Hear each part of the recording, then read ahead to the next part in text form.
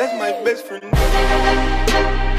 Hello and welcome back to another video. Today we will be looking at the YouTuber The Rewired Soul, aka Chris, who seems to have been proclaimed as the internet's fake therapist. Before the immense criticism he got, his content focused on misdiagnosing YouTubers and celebs. The reason why I'm using the phrase misdiagnose is because he's not a licensed therapist. And even if he was, it's not enough to watch a few videos of someone and then say they have a certain mental disorder, because no real therapist would do that. Jake Paul and what he is doing to Erica Costello it's emotional abuse. It is. And like, it makes me regret like half the videos I made during the whole Shane Dawson in the mind of Jake Paul series. Like, I wish I would have been harder explaining how this guy is such just a not great person. Garrett isn't posting any new videos. He isn't on social media either. And what I wanna do is kind of explain my thoughts and my experience as to why that is. I used to be a huge people pleaser. I still kind of am, but there's a way to turn that into a benefit. But we're also gonna be talking about, in this video, the beautiful topic of avoidance and anxiety and all that stuff. But he hasn't really been on Twitter or Instagram as much, because when he does, he gets a bunch of comments saying, hey, when's the next video, and all of that. So I would imagine, like, obviously I'm not inside of Garrett's head, but I would imagine there's some guilt, some shame, some embarrassment. The Chris drama occurred a while ago, but seeing how he evolved from it was interesting. A big thing that he kept banging on about was that, how many times do I have to say that I am not a drama king? to which I would still argue he kind of is with the thumbnails and titles he makes. So mental illness is already a sensitive topic in society today, and sure, we're becoming more accepting and more aware of it, but it can be argued that Chris is actually being counterproductive. From his bio, he notes how he's on the internet for mental awareness, and talk about what we consume on the internet passively. But from his channel, it doesn't feel like anything he's uploading is inspirational. And trust me, I get that drama pulls people in, but it just feels kind of sleazy to tie mental awareness to views and clickbait. His main aim is to provide a solution to commentary. And you know what? I can't shame him for that, since commentary and drama channels can be toxic, but the way he does it isn't ethical. This is Chris from The Rewired Soul, where we talk about the problem, but focus on the So solution. what exactly has this guy done wrong? Well, there are plenty of videos made on the mistakes of The Rewired Soul.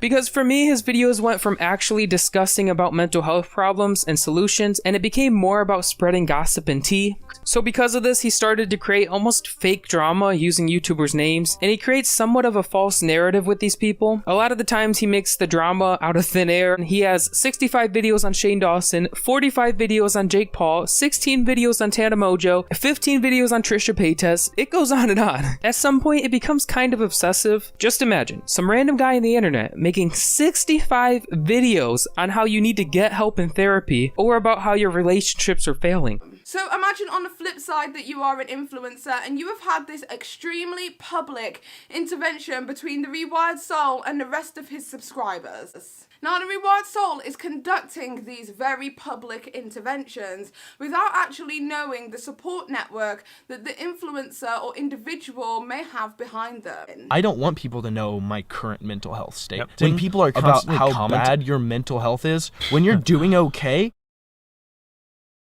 it makes you feel worse. Yep. It makes your mental health worse. It makes you constantly question, wait, what am I doing? Am I showing that I'm So now you depressed today understand in how my many eye? YouTubers view Chris. His channel focuses on his opinions on pop culture, with some psychology bits thrown in. And I feel like I can't necessarily critique his opinions because it's one guy's opinion. Usually with this sort of criticism, it's at a channel with over 1 million subscribers. And so the argument that you're harming a younger audience and millions of viewers is the common critique. But with Chris, his channel isn't to that scale. So do his words really have an effect?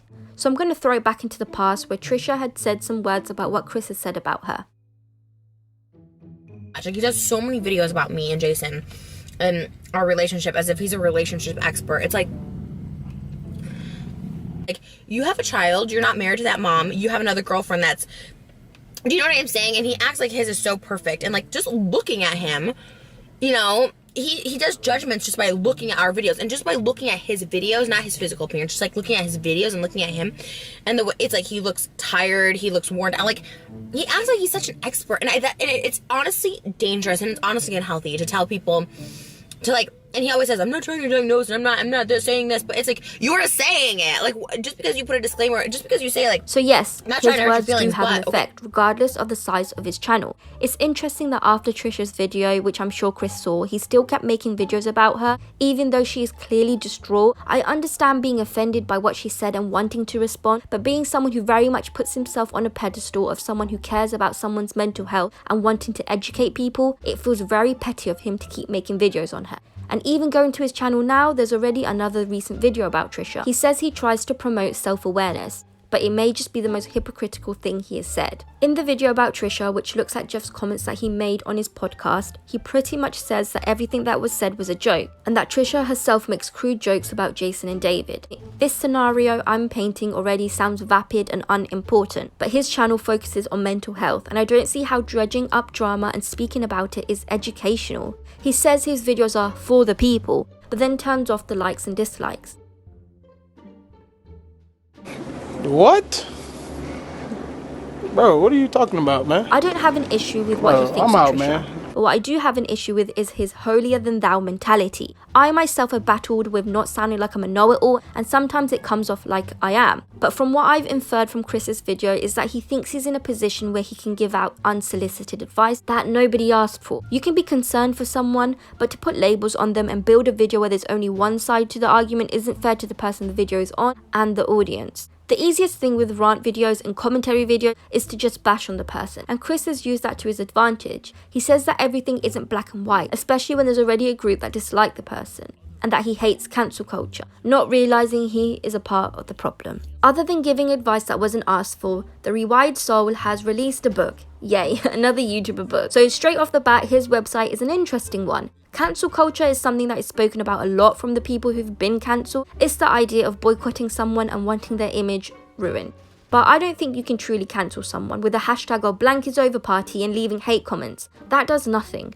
If the person's core audience actually turns their back on the creator, then sure, they're cancelled, but they can always revive their careers. Take for example James Charles, Shane Dawson and Trisha Paytas. Chris's comebacks seem to be warped around being cancelled and how he can't stand cancel culture. But going back to his ebook, which he said was free, then charged people for it, then got backlash and went back to being free, but now you have to pay for it again. What a hero. In a chapter from his book where he talks about the effects of being cancelled, he discusses how the people who try to get others cancelled say they do it to keep the person accountable for their actions. He believes this is false. In his words, they're out for blood, and if you're dropped off the face of the earth, they'd forget about you and move on to the next person. Dramatic, but not completely false. People are ruthless out there, but their criticism for Chris didn't come unwarranted. He was thriving off exploiting mental health, linking YouTubers' breakdowns and just habits they portrayed. Chris always links his past addiction to current stories going on, and it seems to be his free pass when he puts his insight into everything, but I don't think that makes it okay for him to point out people's flaws. The next part of the chapter moves on to his work ethic, where he says that he works harder than 99% of YouTubers because he uploads multiple videos a day, whilst other YouTubers are wasting their time on Twitter. It has been argued that the numerous videos he releases do not have enough research, so he doesn't give an informed opinion on serious topics. He then talks about his most notable challenger, Primink, whose clips have been added previously in the video. Chris talks about how Primink built a false narrative about how Chris was only in it for the money and how his $100 course was a scam. Not gonna lie, the argument that YouTubers are only in it for the money and are filthy rich is the easiest insult in the book. But Chris saying that the audience were given the idea that we thought he was on yachts and living in a mansion doesn't sit right with me. Because I don't know about you guys, but I never thought this guy was a millionaire. But in his book, he talked about how he only made $200 from the online course he offered. I think the paragraph about money was generally away since the mob that came after Chris were there because of the harsh things he said about people. From AI can help you sweetie viewpoint. But he talks about money because his finances have been ruined by being cancelled. In his words about giving his son pocket money. I bought him a gratitude journal. If he makes a list of the things he's grateful for every day, at the end of the week I give him $20. Cancel culture has ruined my finances so much that I've had to sit down my son and tell him that I can't pay him for his gratitude journal anymore until things get better. And he makes me feel like an awful failure of a dad. Luckily, I have the best son in the world who totally understands. I had to take a break after writing that last paragraph paragraph because I got tears in my eyes talking about it. The problem is cancel culture doesn't care. They don't care that a father can barely provide for his son because of all of this. They'll quickly say, you deserve this and brought this on yourself. I genuinely think there are a few channels who would have ignored this part since it humanizes the guy and moves away from the narrative of building him up as an evil person. But the idea that this mob ultimately ruined him isn't completely correct. Chris doesn't take any ownership of his own fault in this. He must have known that this was coming, making the videos he does would cause drama. Even I know making these commentary videos that I'm open to criticism. Just look at the genre we're in. However, when most of the hate came around 6 months ago, Chris uploaded apology videos to the drama community, YouTube creators, the mental health community, and then created a video announcing a break. Here are a few clips from that.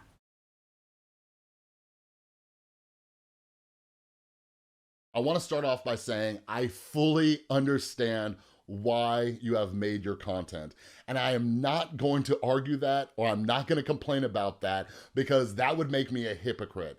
I have done the exact same thing. But I do feel as though this particular situation has escalated far, far, far out of control. Members of our own community are now threatening each other, and other people's mental health are being negatively affected. My intentions when starting this channel, The Rewired Soul, was to raise awareness about mental health issues, destigmatize mental illness, and hopefully along the way, help some people out by providing education and some resources. But unfortunately, I failed at that. And was to help the viewers as well as my fellow creators when it comes to mental health issues. But unfortunately, and carelessly, I have harmed my fellow creators, and for that, I truly am sorry. I would like to personally apologize to Emma Blackery, Bobby Burns, and especially Trisha Paytas. I now understand that my actions have negatively affected you.